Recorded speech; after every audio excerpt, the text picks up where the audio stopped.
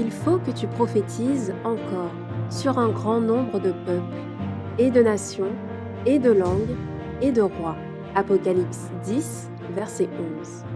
Telle est la mission que nous avons accepté de remplir jusqu'à ce que la terre soit éclairée de la gloire de Dieu.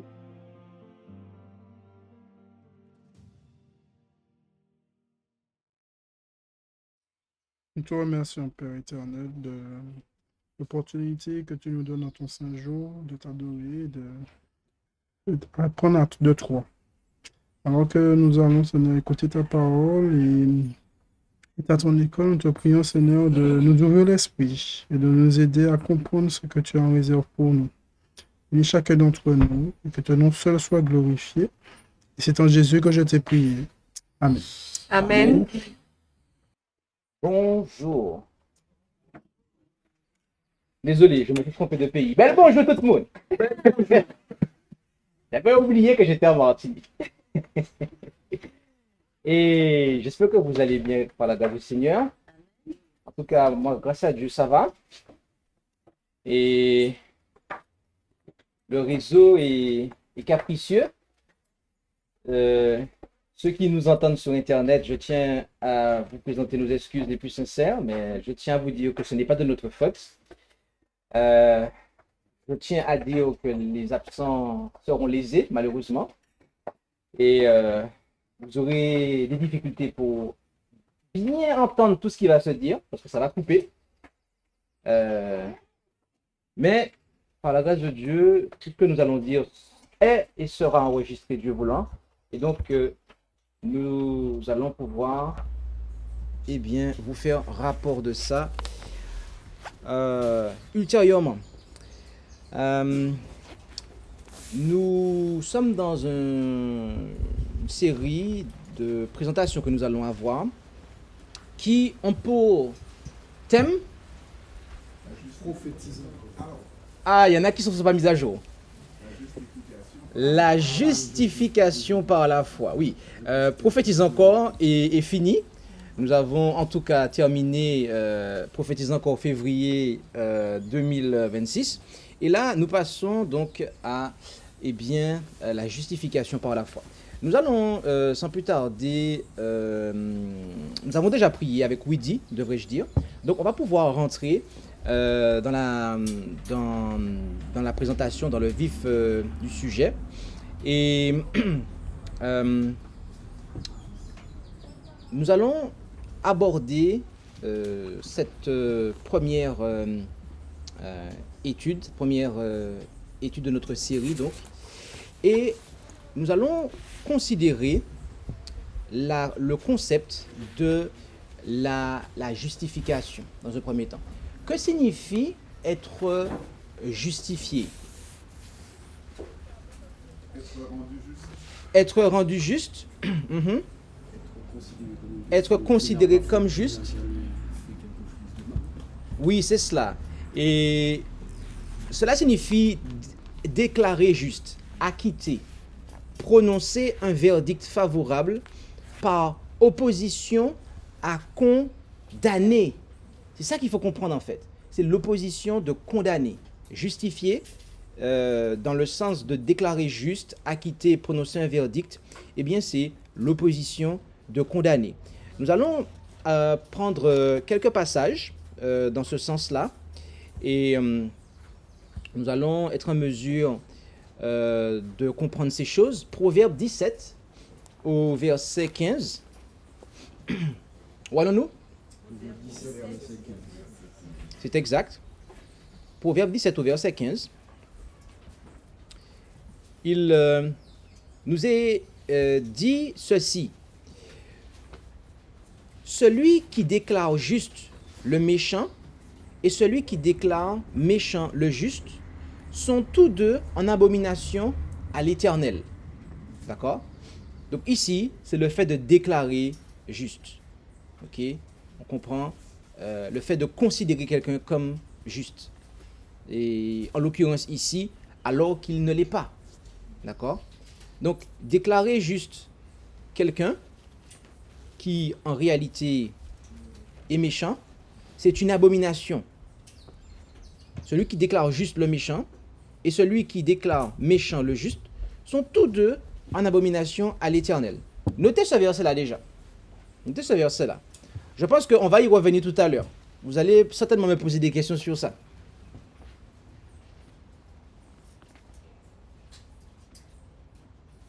En Romains 8, verset 33, écoutez-nous, Kai.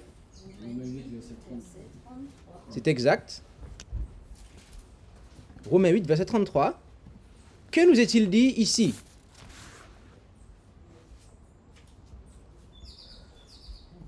Et là, il nous est dit, qui accusera les élus de Dieu? Dieu est celui qui les justifie. Verset 34. Qui condamnera? Christ est celui qui est mort et qui de plus est ressuscité, qui est aussi à la droite de Dieu et qui intercède même pour nous. D'accord? Donc, nous comprenons que la justification est un acte judiciaire de la part de Dieu, notamment, et non avant tout, dans le premier sens du terme, je dis bien dans le premier sens du terme, une transformation intérieure. D'accord? Il ne s'agit pas dans un premier temps de la sanctification, mais le fait de déclarer, le fait de reconnaître, de considérer comme étant juste. La transformation, quant à elle, va relever de manière spécifique de la sanctification, mais on verra ultérieurement qu'elle va rentrer dans un second temps dans le sens de la justification. Elle va composer cette deuxième partie. D'accord? Elle est la suite logique de la justification, mais dans un premier temps, c'est le fait de déclarer, de considérer. Rappelez-vous ce que nous avons vu tout à l'heure. Dans le premier passage, celui qui déclare juste le méchant et celui qui déclare le méchant juste sont en abomination à l'Éternel.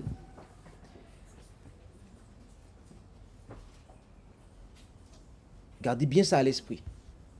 Gardez bien ça à l'esprit. Ok, on va continuer.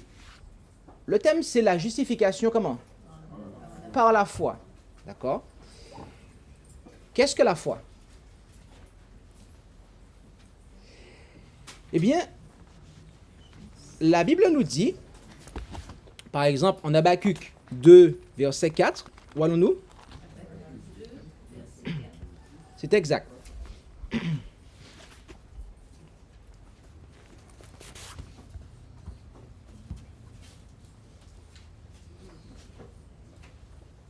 Habakkuk 2, verset 4. Il nous est dit quoi ici? Voici, l'âme de celui qui s'élève n'est point droite en lui. Donc, l'orgueilleux, celui qui est orgueilleux, celui qui est égoïste, eh bien, il est dit que son âme n'est point droite. Mais le juste, est-il dit, vivra par sa foi. Votre version dit par la foi? Par sa foi. Par sa foi. D'accord? Le juste vivra par sa foi. Oui. Notez ici une chose, ce que ce verset nous apprend. C'est que la justification par la foi est opposée à l'orgueil. Être justifié par la foi revient et implique de mettre de côté son orgueil. C'est pour cela que nous aimons à dire que la justification par la foi, eh bien, cela consiste à mettre la gloire de l'homme dans la poussière afin que celle de Dieu puisse apparaître. D'accord? Donc, lorsque l'âme de celui qui s'élève, l'orgueil, est élevée, eh bien, il n'est pas possible d'arriver à la justice. On comprend déjà qu'ici, on ne peut pas, en fait, nous-mêmes, par nos propres moyens, faire quoi que ce soit pour être déclaré juste. Donc, si nous nous élevons, nous prétendons des choses orgueilleuses à cet égard, nous n'arriverons pas à la justice. C'est pour ça qu'il est dit que l'âme de celui qui s'élève n'est point droite en lui. D'accord? Mais on précise que le juste vivra par sa foi. Alors, on verra aussi quelque chose par rapport à la foi. Parce qu'ici, on a l'impression que c'est dans un premier temps, on peut comprendre que, de manière globale, que c'est une foi qui lui est propre de manière totale et entière. D'accord? Ce que nous comprenons ici, que nous allons dire, c'est que c'est la foi qu'il a acceptée, la foi qu'il exerce. D'accord? La foi qu'il exerce. Et qui est le moyen par lequel il va obtenir cette justice. Ok?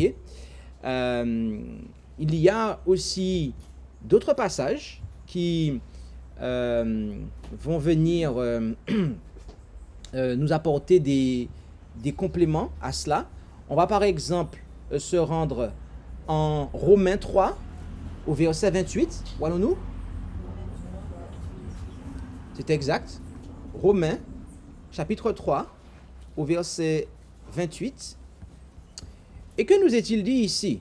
En Romains, chapitre 3, au verset 28. Eh bien, ce qui nous est dit, c'est que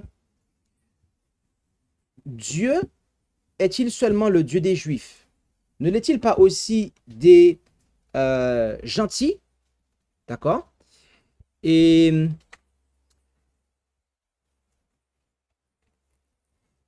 en fait, en réalité, c'est le verset 27. Pour ceux qui sont dans une autre version, ça va dépendre de la version dans laquelle vous êtes. Là où je suis, c'est le verset 27. Et il dit au verset 27, « Nous concluons donc que l'homme est justifié par la foi sans les œuvres de la loi. » Donc, cela vient compléter ce qu'on disait tout à l'heure.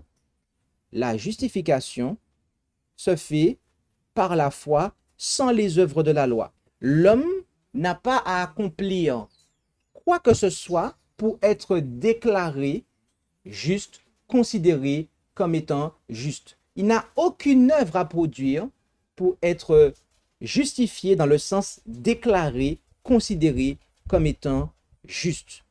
Ok? Ça, c'est très important parce que si c'est le cas, à ce moment-là, eh bien, l'âme s'élève. Et on sait que ce n'est pas possible. Là, c'est l'orgueil. Nous ne pouvons pas faire quoi que ce soit pour nous justifier.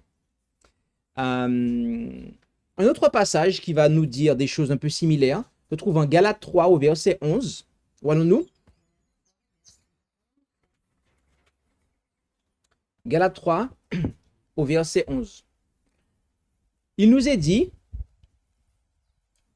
et on va considérer ça à partir du verset 10 par exemple, car tous ceux qui s'attachent aux œuvres de la loi sont sous la malédiction, puisqu'il est écrit, maudit est quiconque ne persévère dans toutes les choses qui sont écrites dans le livre de la loi, pour les faire, et que nul ne soit justifié devant Dieu par la loi. Cela paraît parce qu'il est dit que le juste vivra par la foi. D'accord? Donc, oui. Par sa foi, et Paul lui dit par la foi. Alors, justement, c'est quelque chose qu'on va aborder dans... Eh bien, on pourrait l'aborder tout de suite. Mais avant de l'aborder, je termine le point. D'accord? La première partie. Donc, la justification est reçue par la foi, c'est-à-dire une confiance personnelle dans ce que Dieu a promis et accompli et non un mérite humain. D'accord? Et non un mérite humain. Donc, oui?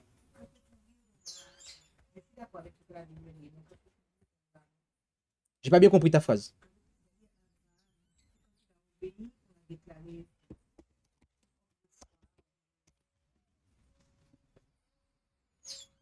Il a demandé de sacrifier son fils. Mm-hmm. Il a obéi, il a exercé sa foi. Il a exercé sa foi. Abraham crut à Dieu, on va le voir plus tard, et cela lui fut imputé à justice. D'accord? Ok? Donc là, il a été considéré comme étant juste. Mais après, Abraham a aussi agi en fonction de la foi qu'il a eue. Donc la foi a ensuite l'a poussé à œuvrer. On verra ça aussi, que la foi, la véritable foi, elle œuvre. Elle n'est pas morte, elle n'est pas inagissante. D'accord? Donc, on va répondre à la question qui a été posée. Pourquoi on a en Habakkuk 2, verset 4, le juste vivra par sa foi, et pourquoi nous avons dans le Nouveau Testament, on nous parle de la foi. D'accord?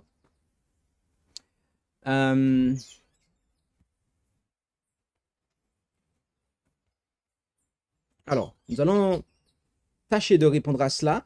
Mais est-ce qu'il y a une autre question en attendant, le temps que nous peaufinons la réponse par rapport à ce que nous avons vu jusqu'ici?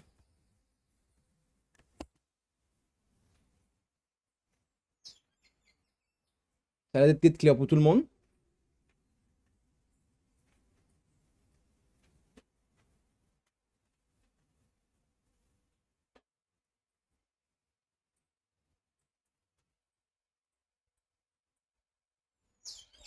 En fait, c'est pas une question, c'est une remarque, en fait, une réflexion.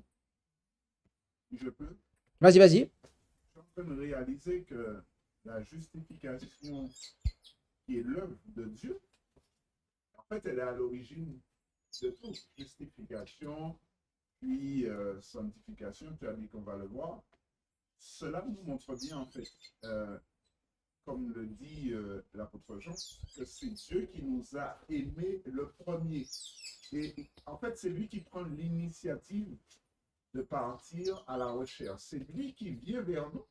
Et ça montre bien que l'homme n'est pas capable de parcourir ce chemin initialement, c'est-à-dire pour aller vers Dieu.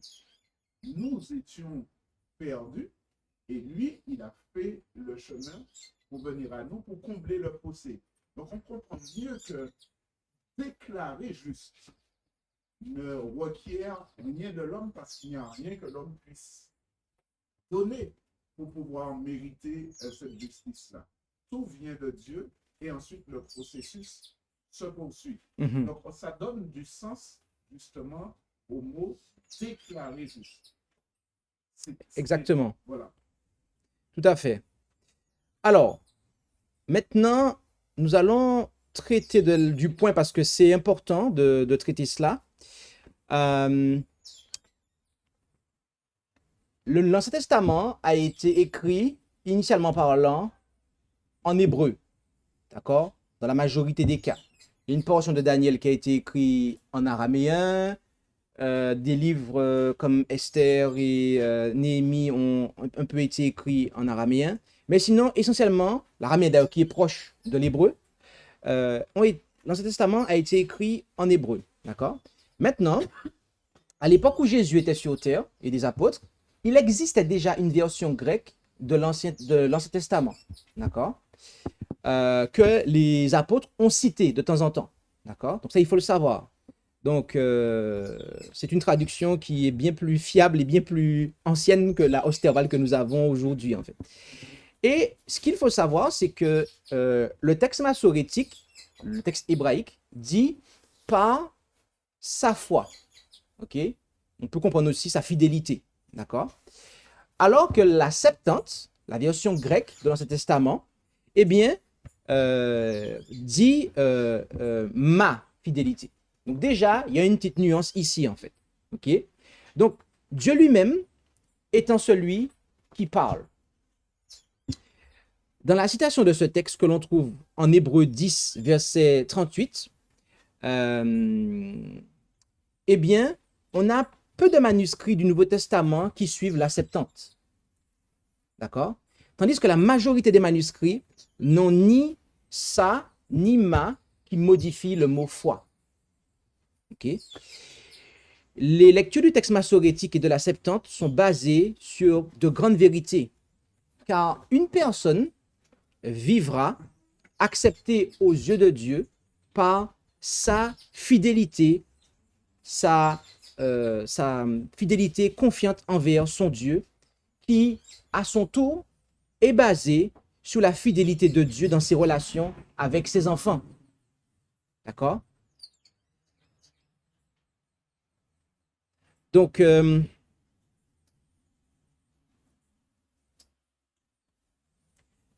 mais il y a une autre explication à cela.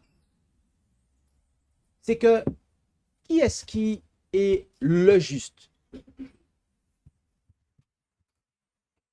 Qui est-ce qui, dans la Bible, est considéré comme étant le juste? Où est-ce que nous avons ce passage où on identifie qui est le juste? C'est important cette affaire. Parce que quand vous regardez, on nous dit ici, le juste vivra par sa foi. Qui est le juste? Et où on nous dit, où on l'identifie? En 1 Jean 2, verset 1. 1 Jean 2, verset 1. Que nous est-il dit ici? 1 Jean 2, verset 1. Je vous laisse le prendre. Il nous est dit ici, mes petits enfants, je vous écris ces choses afin que vous ne péchiez point. Que si quelqu'un a péché, nous avons un avocat auprès du Père, savoir Jésus-Christ, le juste. Donc, la réponse à la question qui est le juste, c'est Jésus-Christ. Donc, quand on nous dit dans un premier temps, mon juste vivra par sa foi, qu'est-ce qui a permis à Jésus d'être véritablement juste? Sa foi à lui, en fait. Sa foi à lui. Oui, mais la foi que Jésus avait. Donc, sa foi, la foi qu'il avait en son Père. D'où le fait qu'en Apocalypse 14, verset 12, on nous dit, c'est ici la patience des saints, ce sont ici ceux qui gardent les commandements de Dieu et la foi de Jésus. Donc, la foi que nous devons avoir, c'est la foi de Jésus. Voilà. C'est aussi pour ça que, et dans ce sens, on pourra comprendre pourquoi il nous est dit que mon juste vivra par sa foi. Parce que dans un premier temps, ça s'applique au Christ. C'est lui le juste.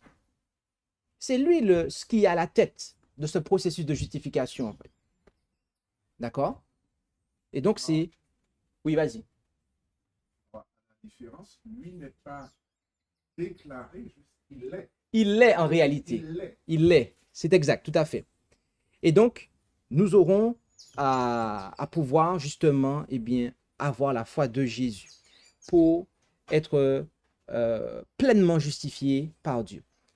Donc, nous avons brossé et posé, on va dire, les bases, la justification dans le sens biblique de manière simple. Qu'est-ce que c'est? On a vu que c'est déclarer juste, acquitter, prononcer un verdict. On a vu la foi. Donc, on a vu que la justification est reçue par la foi, c'est-à-dire par une confiance personnelle dans ce que Dieu a promis et accompli. Maintenant, nous allons nous intéresser à la raison de la justification. Pourquoi cela est-il nécessaire? D'accord? Pourquoi est-il nécessaire ce processus? Quelle est sa raison d'être? Quelle est sa nécessité? Rendons-nous, pour commencer, en Romains 3 et au verset 10. Où allons-nous? Romains 3 au verset 10.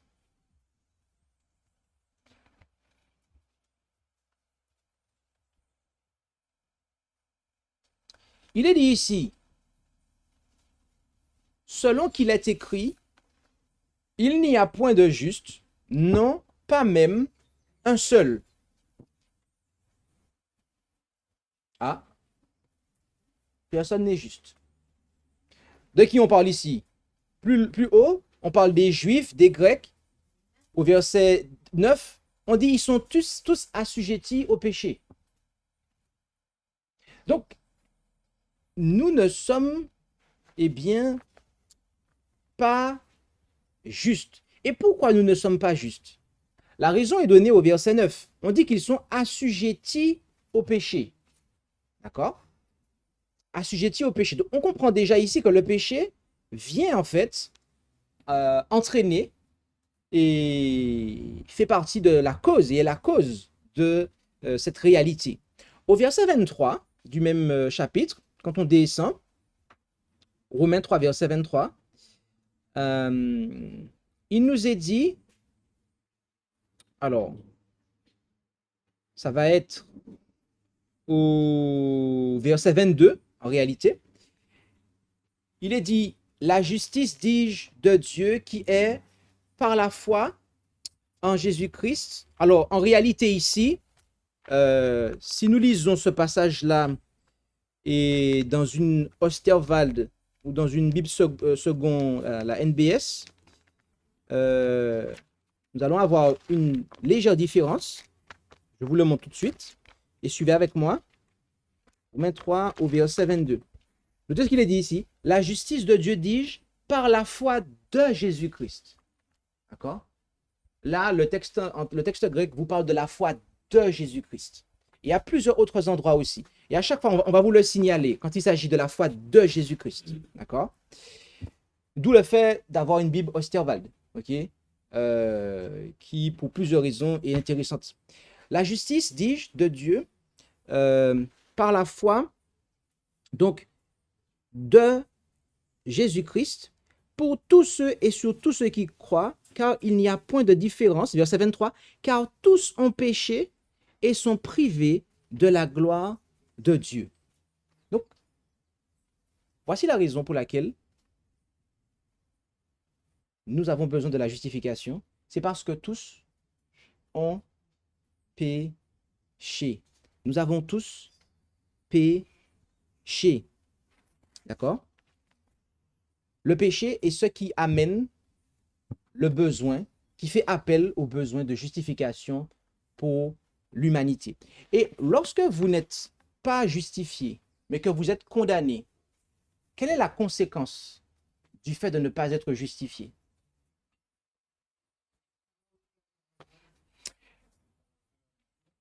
Alors oui, et en Ézéchiel 18, verset 4, Ézéchiel au chapitre 18, au verset 4,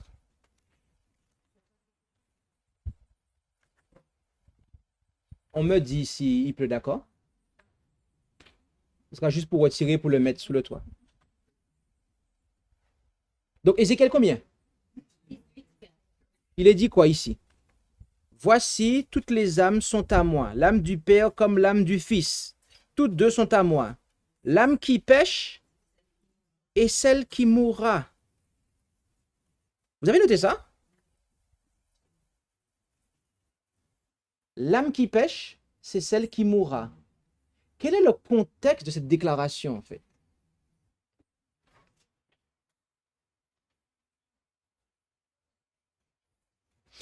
Eh bien, au verset 2, il y avait un proverbe en Israël. L'Éternel le dit, que voulez-vous dire, vous qui répétez continuellement ce proverbe dans le pays d'Israël, en disant, les pères ont mangé du raisin vert et les dents des enfants en sont agacées. Les enfants d'Israël pensaient que, eh bien, parce que les pères avaient péché, eh bien que les enfants allaient être condamnés pour les péchés de leur père. D'accord? C'est cela qu'ils pensaient en fait. Que Dieu allait leur imputer la culpabilité des péchés qu'avaient pratiqués leur père. C'est différent.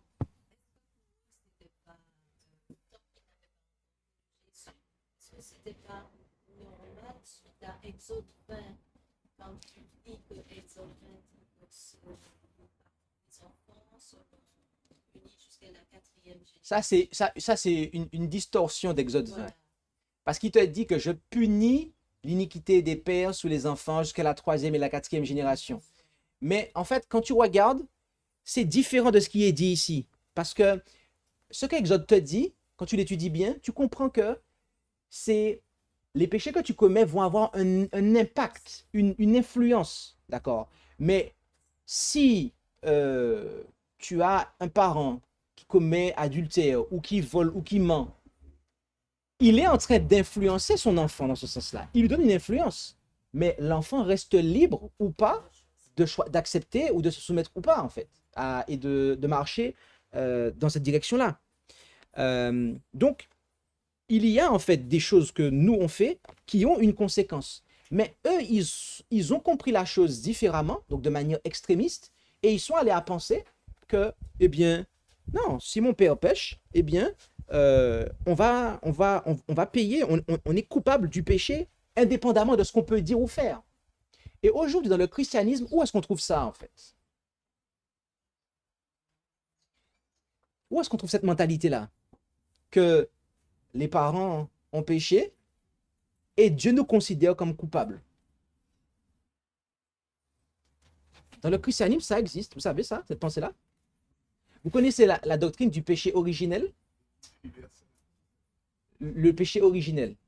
C'est-à-dire que nous étions tous en Adam. Et que quand Adam a péché, nous avons tous péché. Et donc nous sommes tous déjà coupables. Et lorsque nous naissons coupables de péché, d'où le fait que les catholiques, ils vont baptiser les enfants à la naissance, de sorte que s'ils meurent, eh bien, qu'est-ce qui va se passer? Ils soient sauvés. Exactement. Alors que le texte nous dit, l'âme qui pêche, c'est celle qui mourra. Expliquez-moi comment un bébé peut pécher. Non, non, non, non, non, non, non, non, non, non, non. Oui, ils disent ça, ils disent, mais c'est pas ce que Ézéchiel nous dit. C'est l'âme qui pêche. C'est l'âme qui pêche. D'accord? L'âme qui pêche est celle qui mourra. Donc, cette affaire que, oui, Adam et Ève ont péché, donc on est coupable de péché, là, il y a un problème. Alors, dire qu'on est condamné à pécher, ça veut dire qu'on est inévitablement conduit à pécher. Ça, c'est le cas. Et c'est vrai. Et du coup, c'est pour ça que le texte qu'on a lu tout à l'heure nous dit que tous ont péché. Parce que c'est ce qu'on va tous faire. On a tous hérité d'une nature déchue, pécheresse, faible, et nous allons, un bébé qui naît sur cette terre, à moins qu'il soit le Christ, qui avait un Esprit Saint qui a été placé dans un corps de chair, mais mis à part le Christ, tous ceux qui sont nés ici-bas, tous péchés. Et c'est la pratique du péché qui vient amener sur nous de la culpabilité, et qui vient amener le besoin de justification. D'accord? Et ça, c'est très important de comprendre ça, parce que le fait que cet équilibre n'ait pas été perçu, c'est venu entraîner le concept de l'Immaculée Conception. Qu'est-ce que l'Immaculée Conception? C'est pas sur Jésus d'abord, c'est sur Marie.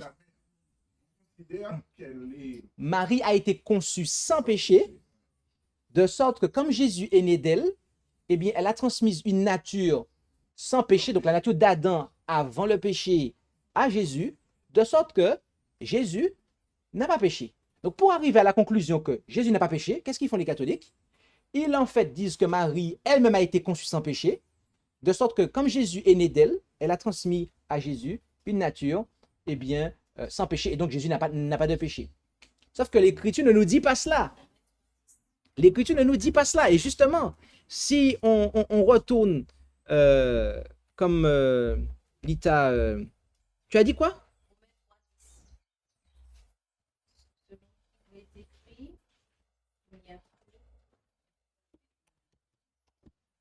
Moi, j'allais dire Romains 1.3.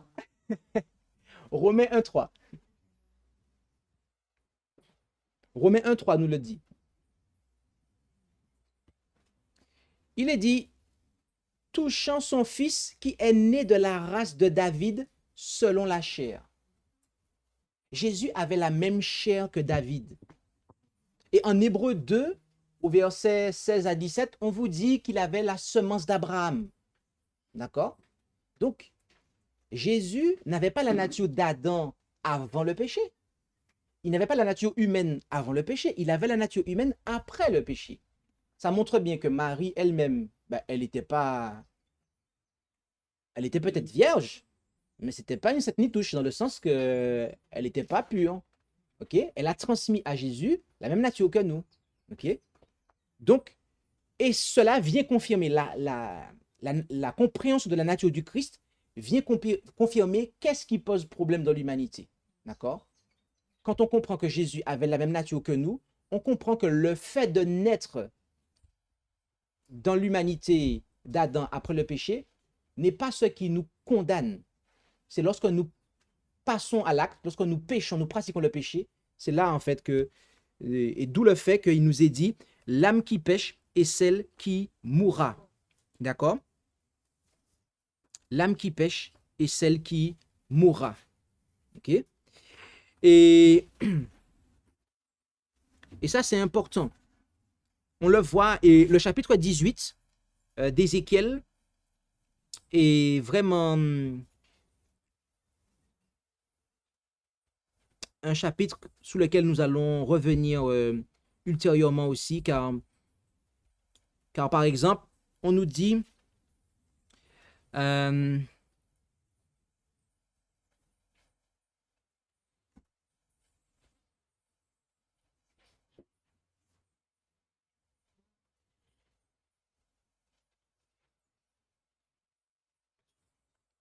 par exemple, au verset 7, on va lire un petit peu cela parce que c'est intéressant. On va lire à partir du verset 5. L'homme qui est juste, qui pratique la droiture et la justice, qui ne mange point sur les montagnes, qui ne lève pas les mains vers les idoles de la maison d'Israël, qui ne déshonore pas la femme de son prochain, ni ne s'approche d'une femme pendant sa souillure. L'homme qui ne fait de tort à personne, qui rend au débiteur son gage, qui ne commet point de rapine, qui donne de son pain à l'affamé et couvre d'un vêtement celui qui est nu, qui ne prête point à usure, qui ne retienne pas au-delà de ce qui lui est dû, qui détourne sa main de l'iniquité, qui rend son jugement selon la vérité entre un homme et un autre, qui marche selon mes statuts et observe mes ordonnances en se conduisant avec droiture, cet homme est juste, certainement il vivra, dit le Seigneur l'Éternel. Mais s'il a donné le jour à un fils violent, qui répande le sang et ne fasse à son père que l'une de ces choses et non pas les autres, qu'il mange sous les montagnes, qu'il déshonore la femme de son prochain, qu'il fasse tort à l'affligé et au pauvre, qu'il commette des rapines et ne rende point le gage, qu'il lève les yeux vers les idoles et commette des abominations, qu'il prête à usure, qu'il retienne plus qu'il ne lui est dû, ce fils-là vivrait-il? Il ne vivra pas. Okay? Parce qu'il a commis toutes ces abominations, certainement il mourra et son sang sera sur lui.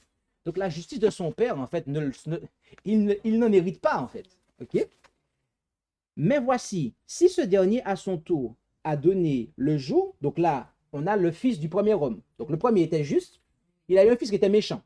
Et ce fils méchant-là, il a encore un fils. Donc on a ce cas-là.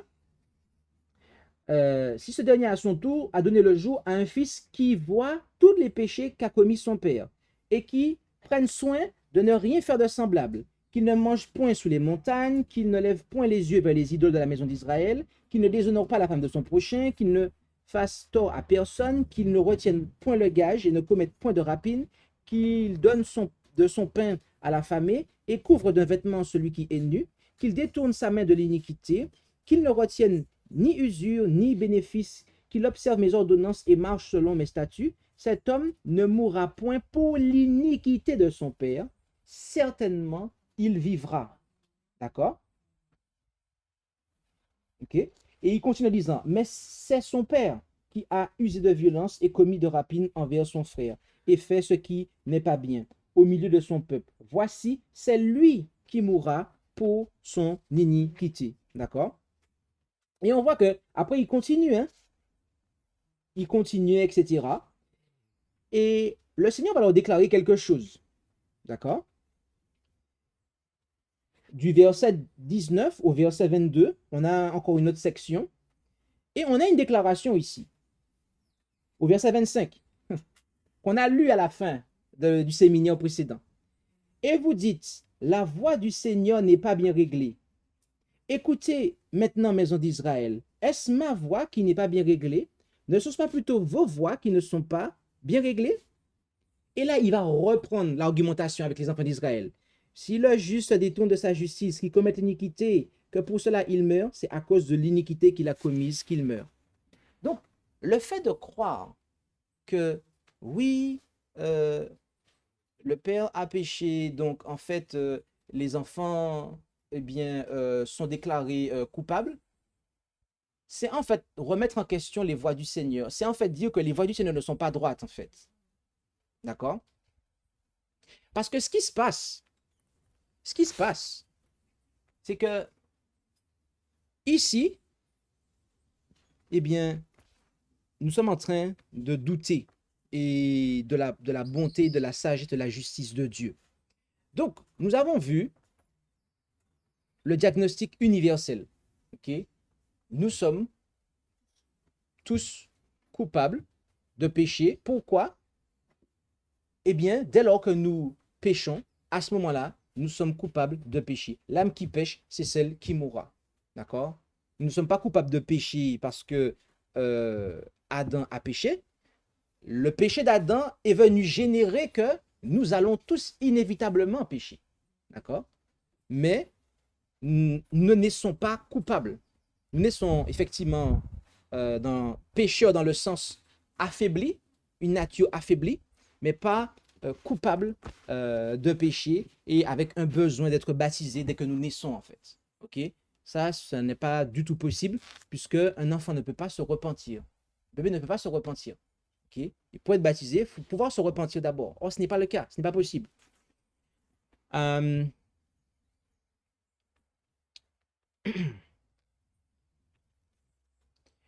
Du coup, qu'est-ce qui va venir définir le péché? Retournons en Romains, chapitre 3. On va venir voir, justement, l'autre aspect de la raison de la justification. Romains, chapitre 3. Et lisons au verset 20.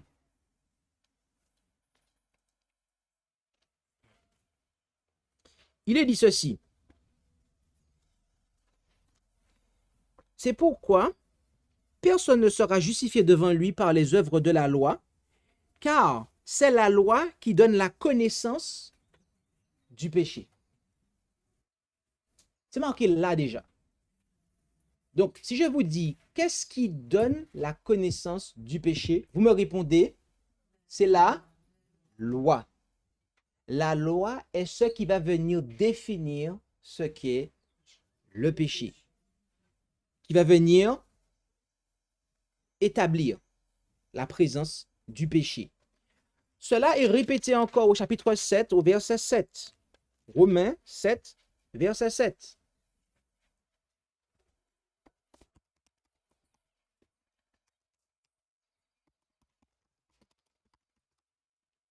Qu'est-il dit ici?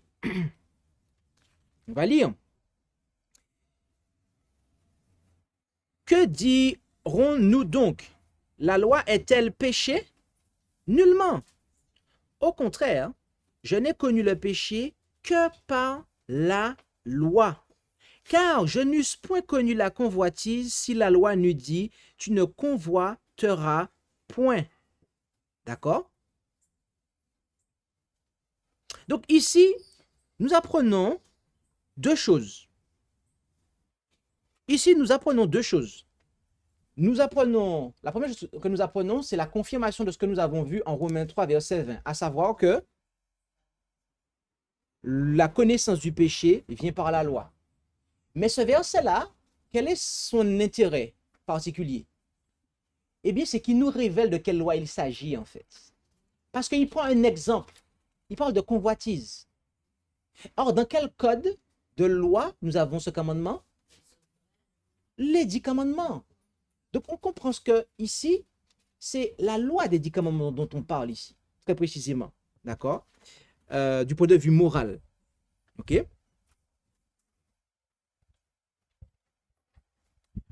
Nous avons un autre texte qu'il nous faut prendre aussi, c'est 1 Jean 3 au verset 4. Où allons-nous? 1 Jean 3, verset 4. Et je vous le lirai dans une version que je vous indiquerai parce que je sais par expérience que la Osterwald ne le traduit pas bien.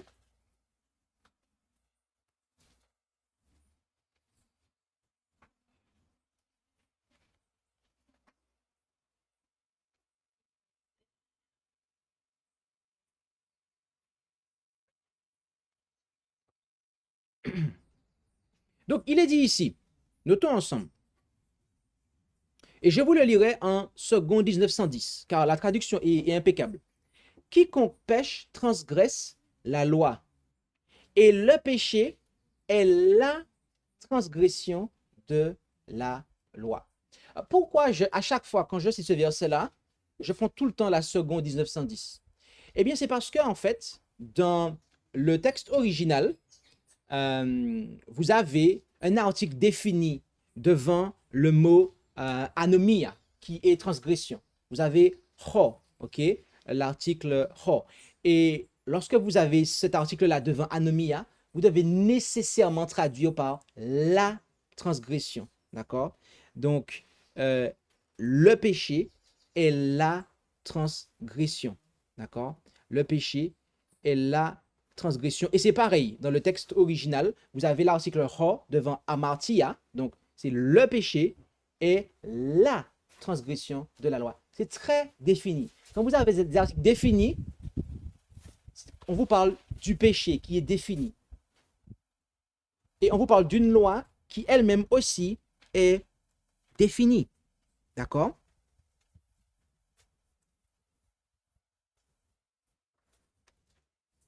Donc, ce que nous comprenons ici, arrivé à ce stade, c'est que la justification est nécessaire à cause du péché. Quel péché? La transgression de la loi. Est-ce qu'on est d'accord?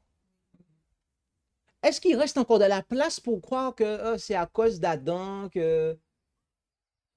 Non, là c'est vraiment en fait le péché qui est la transgression de la loi en fait. C'est important de comprendre ça. C'est important de comprendre ça. Parce que ce qui va se passer, c'est que si nous ne comprenons pas ces choses-là ainsi, eh bien, on va arriver... Il pleut? On peut faire rentrer le truc, s'il vous plaît? Le mettre derrière?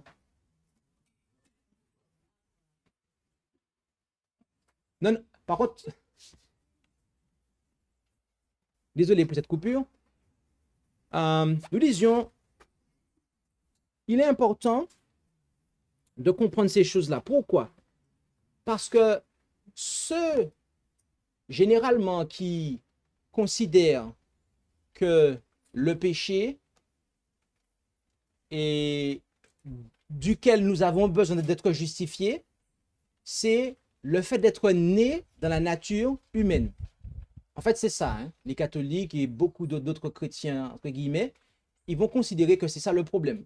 C'est que nous soyons nés dans la nature humaine. On a déjà vu que non, parce que Jésus est né dans la nature humaine et il n'a pas péché, en fait. D'accord? Donc, ceux qui vont adhérer à cette compréhension des choses, eh bien, qu'est-ce qu'ils vont faire? Vu que pour eux, le péché, ce n'est pas la transgression de la loi, mais que c'est la nature de l'homme, eh bien, ils vont mettre de côté la loi comme étant celle qui identifie le péché. Voilà. Et c'est pour ça que vous avez dans ces congrégations-là la croyance selon laquelle, eh bien, voilà, la loi, en fait, une fois qu'après on est en Christ, elle n'a plus rien à voir, en fait. Sauf que la loi est ce qui définit le péché. Elle est ce qui définit le péché. OK? En France, vous allez commettre, on va vous dire que vous avez commis une infraction. Pourquoi? Parce qu'il y a un code de loi qui vous dit que vous avez commis une infraction. D'ailleurs, le passage qu'on a vu tout à l'heure en Ézéchiel, on nous dit que oui, s'il pratique ce qui est juste et compagnie, mais après on nous dit que s'il s'arrête et qu'il retourne dans ce qui est mal, c'est qu'il y a quand même une loi qui reste là pour dire que, eh bien là, le juste s'est détourné de sa justice et il est retombé dans le péché. Donc, il y a bel et bien une norme qui est là et qui restera là pour identifier, pour révéler, pour faire connaître le péché. D'accord? Donc, certes, cette norme, elle ne nous justifie pas. La loi de Dieu, les 10 commandements, une fois que nous l'avons transgressée, ce que nous comprenons, eh bien, c'est que notre observation de cette loi n'est pas ce qui va nous justifier. D'accord? La loi n'a pas de vertu, de justification pour nous. OK? Donc, la loi fonctionne comme un miroir. Elle montre la faute, elle montre la réalité, mais ne la lave pas, ne la change pas. Je suis métisse, d'accord? Quand je vais dans mon miroir, depuis que je suis petit, je vois tout le temps un gars métisse dans le miroir. J'aurais beau vouloir être blanc ou beau vouloir être foncé de peau, ça ne va pas changer les choses. Le miroir va me dire ce qui existe. Il va jamais me dire ce que j'aimerais voir dans le miroir. OK? Ça, c'est dans les dessins animés que vous avez un miroir qui vous dit ce que vous aimez voir. Mais dans la réalité, le miroir, il vous dit la réalité. Eh bien, la loi, c'est pareil. Elle vous dit ce qu'il en est. D'accord? Vous allez devant le miroir et le miroir vous dit ce que vous êtes. Il vous montre qui vous êtes. La loi, c'est pareil. Elle ne va pas, en fait, vous montrer quelqu'un d'autre que vous, en fait. Et souvent, et malheureusement, c'est ce qui se passe dans le christianisme, c'est que c'est ce qui se passe en réalité. Ils ne comprennent pas que la loi, c'est un miroir. Et beaucoup comprennent que, voilà, lorsqu'ils sont en Christ, eh bien que ce miroir a disparu, en fait. Et donc, on a des gens qui disent qu'ils sont en Christ. Il y en a de ceux qui vont dire qu'ils sont en Christ, mais qui, en réalité, vont vivre dans le péché. Mais comme ils ont mis de côté la loi de Dieu, du coup, il n'y a plus de miroir pour leur dire, et voilà à quoi tu ressembles, en fait. Donc, ils pensent qu'ils sont en Christ, alors qu'en réalité, ils ne le sont pas. On est sous la malédiction de la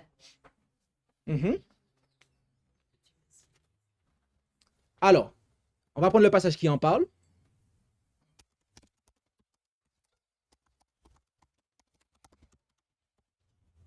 Et Galates 3, verset 10.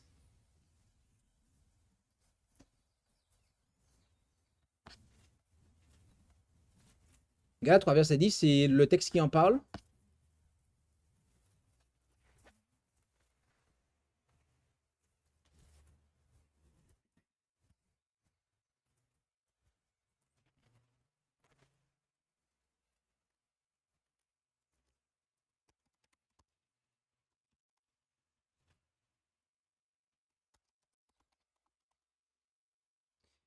Alors, il est dit ici, car tous ceux qui s'attachent aux œuvres de la loi sont sous la malédiction de la loi, puisqu'il est écrit maudit est quiconque ne persévère dans toutes les choses qui sont écrites dans le livre de la loi pour les faire. D'accord? Donc ici, de quoi parle-t-on? Très précisément, c'est très simple. Regardez le verset précédent. Ainsi, ceux qui croient sont bénis avec Abraham qui a cru. Donc là, les versets précédents nous parlent, eh bien, de la justification par la foi. C'est ce qu'on voit du verset 6 jusqu'au verset 9. OK? Comme Abraham crut à Dieu et que cela lui fut imputé à justice. C'est la justification par la foi.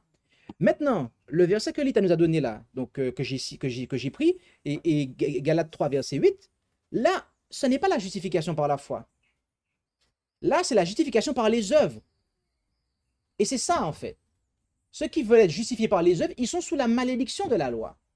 C'est cela, en fait. Et cela est tellement vrai qu'au verset 11, il est dit, « Et nul ne soit justifié devant Dieu par la loi. » OK? Nul ne sera justifié devant Dieu par la loi.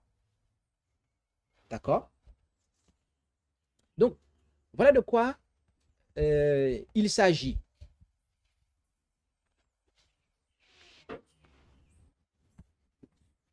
Est-ce que c'est plus clair déjà dans le contexte?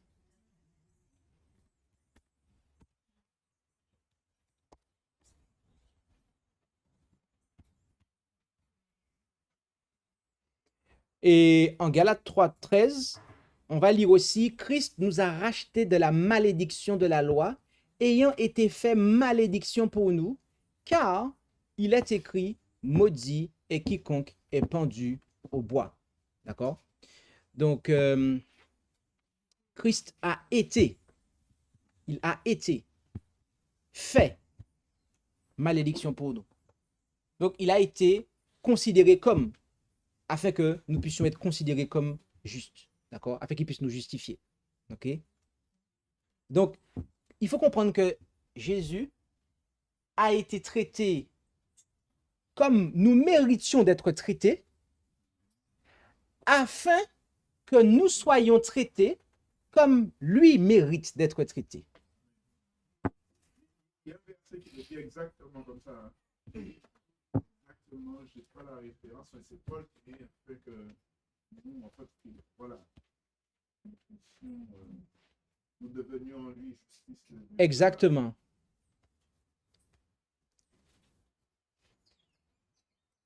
Est-ce qu'il y a des questions? Puisque je crois que nous sommes arrivés au terme de la base de ce que nous voulions présenter dans cette première présentation.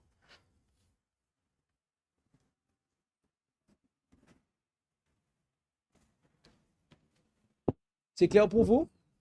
Donc, je vous rappelle, hein, nous avons vu en ce matin, dans la première présentation, la justification. Dans le sens le plus simple, être déclaré juste, acquitté, prononcer un verdict.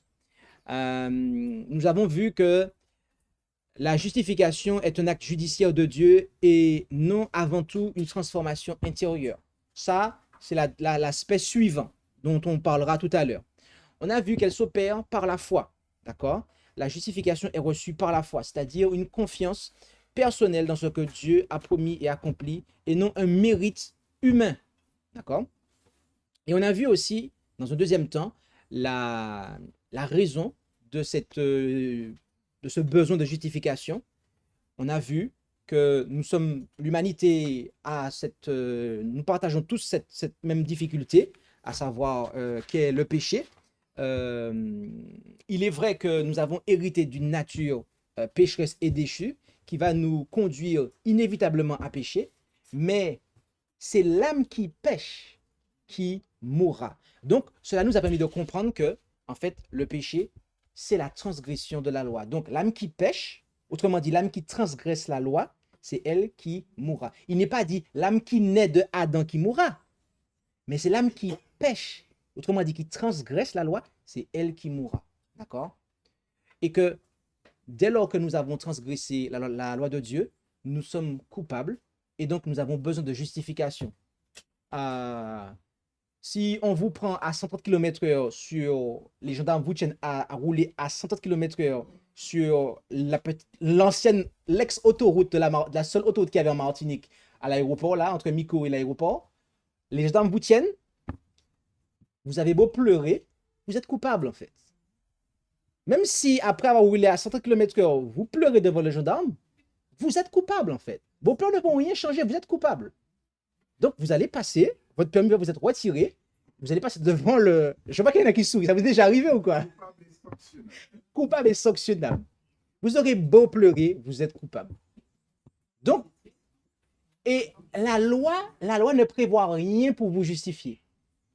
Une loi, une véritable bonne loi, elle ne justifie pas, elle est juste là, elle a juste une seule fonction, celle de miroir, de vous dire à quoi vous ressemblez. Donc, est-ce que vous pouvez aller traiter avec un miroir? Si vous voulez devenir blanc, ce n'est pas le miroir qu'il faut aller voir, c'est le chirurgien. Là, vous faites une décoloration, mais ce n'est pas le miroir. Donc, pourquoi aller voir la loi? Pour séduire la loi, pour que la loi essaye de se déjuger. Elle ne va jamais faire ça, en fait. Ça ne va jamais se faire. D'accord? Donc, c'est cela. La loi, elle révèle. La loi révèle le péché. Elle ne justifie pas. D'accord?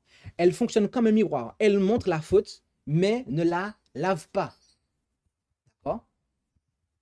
Euh, que dire à quelqu'un qui, à ce niveau-là de la présentation, il dit oui, mais la loi, c'est la transcription du caractère divin de Dieu. En fait, Dieu est bon. Dieu pardonne en Christ. Si la loi est la transcription du caractère de ce que Dieu est lui-même, n'a-t-elle pas un autre pouvoir que de révéler ce qu'on est? Ok. Oui, oui, oui, je vois ce que tu veux dire. Nous avons eu effectivement à devoir traiter ça. Euh, alors, euh, il y a une chose, et je vais y répondre. Euh,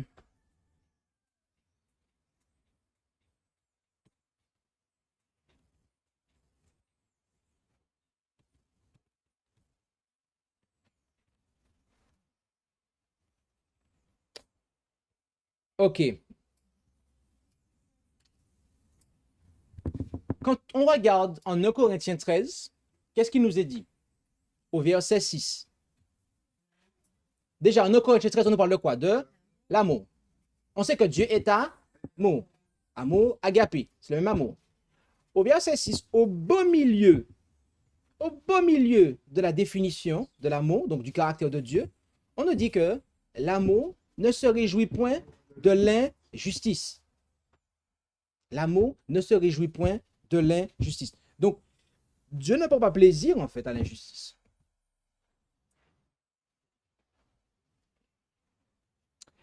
En 1 Jean 1, verset 9, on nous dit, et d'ailleurs, avant d'aller en 1 Jean 1, verset 9, le terme grec qui se trouve derrière injustice, il provient en fait de adikia. Adikia, ok? Gardez ça en tête. Maintenant, en 1 Jean 1, verset 9, nous lisons là, si nous confessons nos péchés, il est fidèle et juste pour nous les pardonner et pour nous purifier de toute iniquité. Donc, Dieu ne prend adikia aussi là. Donc, iniquité, injustice, c'est la même chose. D'accord? Adikia. Dieu ne se réjouit point de l'injustice. Donc, de ce qui est contraire à la justice, ce qui est contraire à sa loi. Mais, qu'est-ce qu'il fait?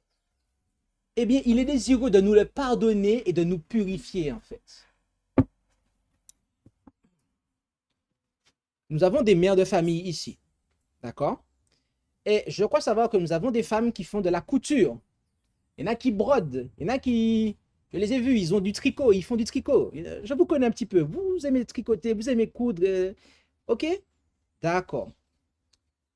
Vous préparez un beau vêtement pour votre enfant. Vous avez un enfant, vous lui préparez un beau vêtement. D'accord? Le vêtement que vous avez conçu, il reflète votre goût, votre capacité, d'accord? Et vous le mettez à l'enfant. Maintenant, l'enfant, il va tomber et il va salir le vêtement. Est-ce que vous allez vous réjouir de ce que l'enfant a sali le vêtement? Non. Qu'est-ce que le parent va vouloir faire? Enlever le vêtement, le laver pour le redonner à l'enfant. Eh bien, Dieu, c'est ce qu'il veut faire, en fait. D'accord? C'est ce qu'il souhaite faire. Il souhaite nous enlever notre péché. D'accord? Donc, il y a une deuxième chose qu'il faut aussi savoir, c'est que la loi de Dieu, elle est comparée dans la Bible à un mur, à une protection, à une clôture, d'accord, qui nous protège. Souvent, et trop souvent, nous pensons que un mur, une clôture, que c'est Ducos, c'est Champigny, c'est la prison, qu'on est emprisonné en fait. Dès qu'on voit une barrière, dès qu'on voit des trucs, voilà, dès qu'on pose un cadre quelque part, il y a des gens tout de suite, ils se sentent mal. On étouffe. Ouais, pourquoi il y a des règles? Pourquoi il y a une organisation? Est-ce que l'église va être organisée? Patati patata. Bref, il y a des gens, dès qu'il y a des règles, dès qu'il y a un cadre, dès qu'il y a. Ça pose un problème. Ils se sentent pas en liberté, ils se sentent en prison en fait. Mais, mais attendez, la clôture qui est là, elle me protège. Quand vous avez une clôture tout de chez vous, elle vous protège. Vous n'êtes pas emprisonné, vous êtes protégé. C'est une protection en fait. Donc il faut comprendre que la loi de Dieu, qui est c'est une protection aussi pour nous en fait. Le problème c'est que si vous abattez la loi de Dieu en la transgressant, ah ben là, on va amener des malédictions sur soi en fait. On va s'exposer à des malédictions. Donc, je ne dois pas être étonné que si quelqu'un rentre sous la parcelle de terrain, je ne dois pas être étonné si un gros chien vient devant là, et etc. Ne pas être étonné. Vous avez abattu la protection, donc il faut assumer les conséquences qui vont avec. Vas-y. Et l'on comprend pourquoi Dieu nous dit d'avoir des cœurs d'enfants, puisqu'on a fait des expériences que quand les enfants se retrouvent, par exemple, dans une cour d'école sans clôture, ils n'approchent pas du bord. Tandis que quand ils ont la clôture, ils n'ont pas peur. Ils savent qu'il y a une protection. Mhm. On reprend ça parce que je n'ai pas compris. Les enfants, quand il n'y a pas de clôture, Dieu nous demande d'avoir un cœur d'enfant. Parce que les enfants, ils ont bien compris que la clôture est là pour les protéger. mhm. Parce que quand il n'y en a pas, ils ne vont pas approcher du bord d'un terrain, par exemple, où il n'y a pas de clôture. Ok. Je ne me rappelle plus où j'avais lu cette expérience. Parce que j'ai l'impression que tu as dit deux fois la même chose. Mais je ne sais pas, c'est peut-être moi. Les enfants ont besoin de cadre. Oui. Ils ont besoin de se sentir protégés. Même si ils ne le perçoivent pas. Non, ils ont besoin de limites. Ouais. Et c'est nous, adultes, qui tordons les choses de la vie. Ah oui. Ok. Est-ce qu'il y a d'autres questions par rapport à ce que nous avons vu jusqu'ici? Il nous reste combien de temps? Plus de temps. Bon. Est-ce que tu peux permettre Oui. le verset de Julieno, c'était 2 Corinthiens 5, verset 21. Est-ce que c'est bien ça?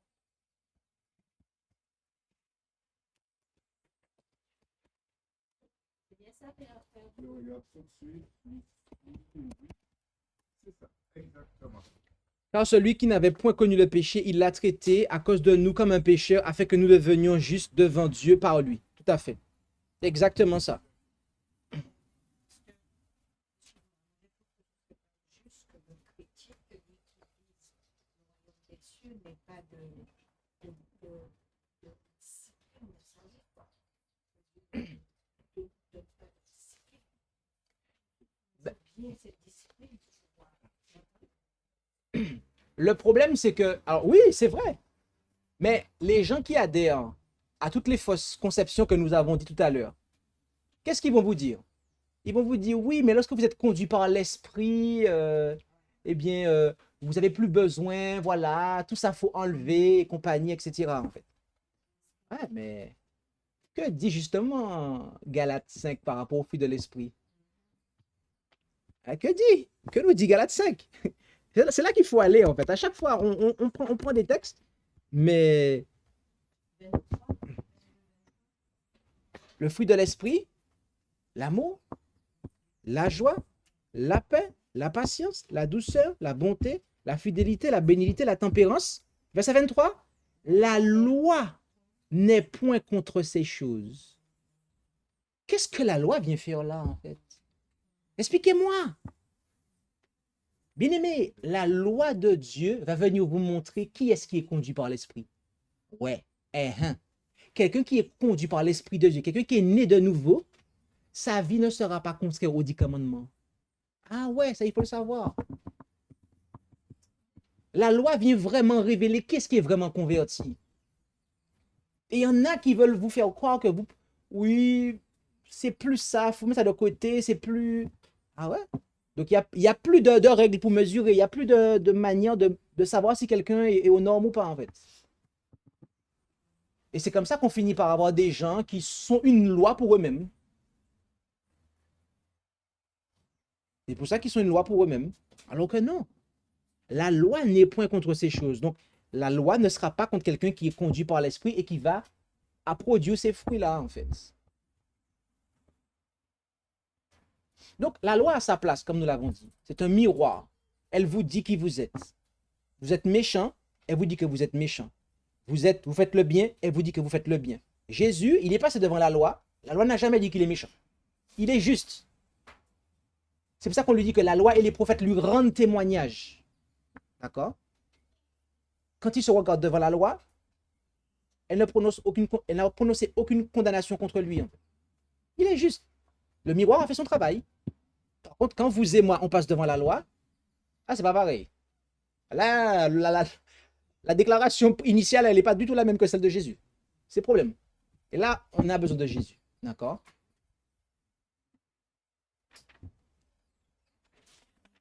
Si la loi de Dieu pouvait être abolie, Jésus ne serait pas venu. Dieu n'aurait jusqu'à changer sa loi et Jésus n'aurait pas eu à venir sur terre. Mais si Jésus est venu sur terre, c'est parce que la loi ne pouvait pas être changée. La norme ne peut pas être changée.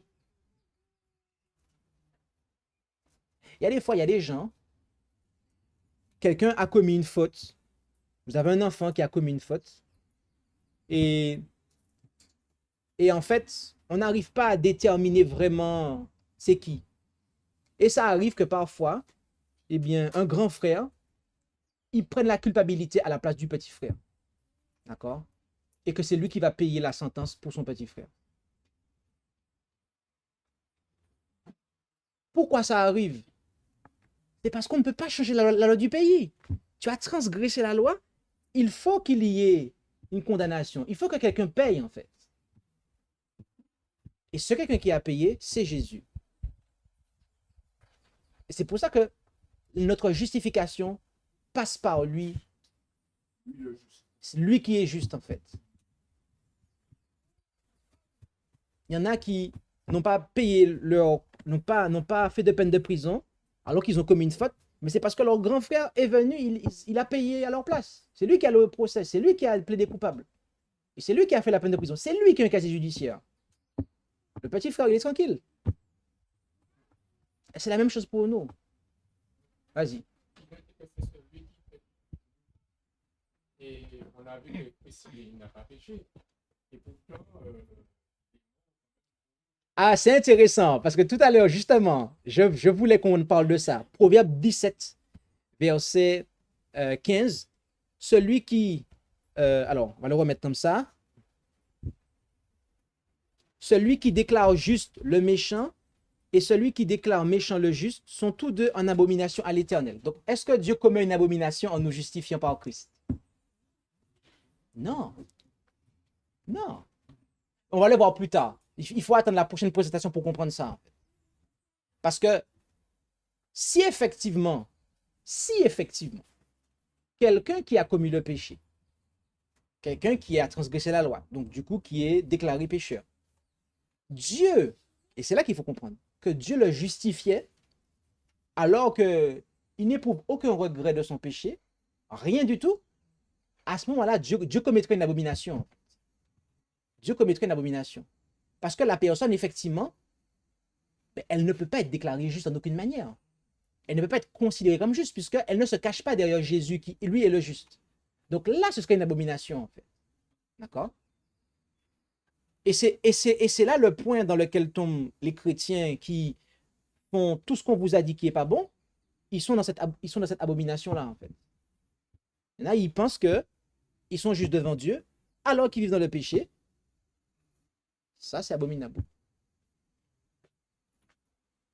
Ok. Nous allons prier pour terminer. Je vous invite là où c'est possible à prendre la position qui convient.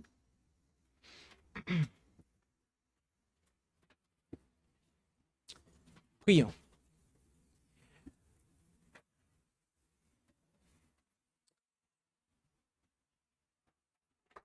Notre Dieu, notre Père céleste, nous voulons te remercier pour eh bien, ce moment que nous avons passé, où nous avons pu considérer que nous tous qui sommes fils d'Adam, nous avons hérité de la faiblesse et nous sommes tous conduits, inévitablement à pécher, c'est-à-dire à transgresser ta loi.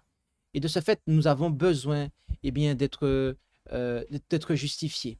Et nous comprenons que, pratiquer les œuvres ne viendra en rien nous justifier, car c'est par la foi, en acceptant, ton Fils, que nous allons obtenir cette justice. Les œuvres de la loi, quant à elles, ne vont rien faire pour nous, car la loi n'est que le miroir qui nous révèle qui nous sommes.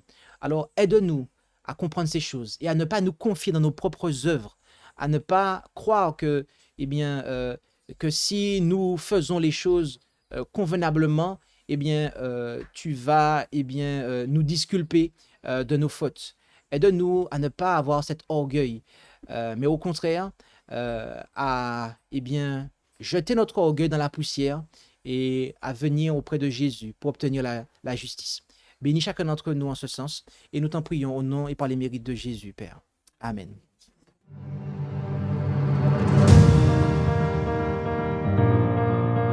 Merci d'avoir écouté cette présentation. Si vous souhaitez prendre part à la mission que Jésus-Christ confia à notre Église, contactez-nous via les coordonnées présentes sur la page à propos de notre chaîne YouTube.